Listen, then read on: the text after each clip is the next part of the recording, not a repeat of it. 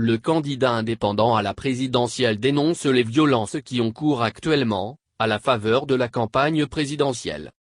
Le candidat Kwadwo Konan-Bertin s'est prononcé sur la recrudescence de la violence ces derniers jours, dans le cadre de la campagne électorale actuellement en cours. Nous sommes à 10 jours de la fin de la campagne et vous constatez une réelle montée de la violence, il y a de quoi être inquiet, a-t-il déploré le dimanche 18 octobre, au cours d'une déclaration faite au terme d'une rencontre avec une délégation de la CEDEAO conduite par la ministre ghanéenne des Affaires étrangères.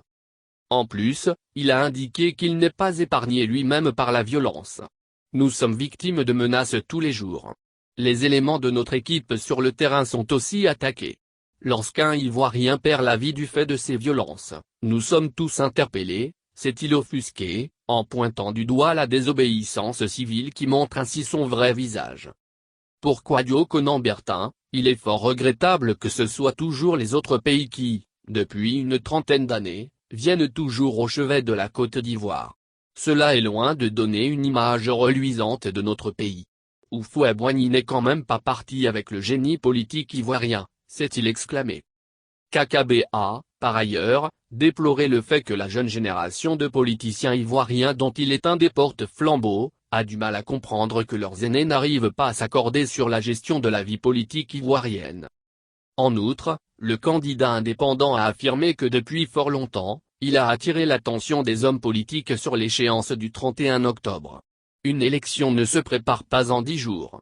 Pourquoi avoir attendu à quelques jours de cette échéance pour provoquer une situation qui débouche sur des dégâts humains et matériels? S'est-il interrogé. Kwadwo Konan-Bertin a affirmé qu'au cours de la rencontre avec les émissaires de la CEDEAO, nous avons fait l'état des lieux avec la délégation, a-t-il dit, en ajoutant qu'il a bon espoir qu'à la fin de ces rencontres, une issue heureuse sera trouvée à la situation délétère.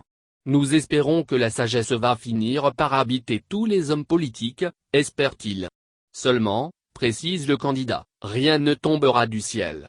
La CEDEAO, aussi dévouée qu'elle soit, ne viendra pas trouver des solutions clés en main à la place des Ivoiriens.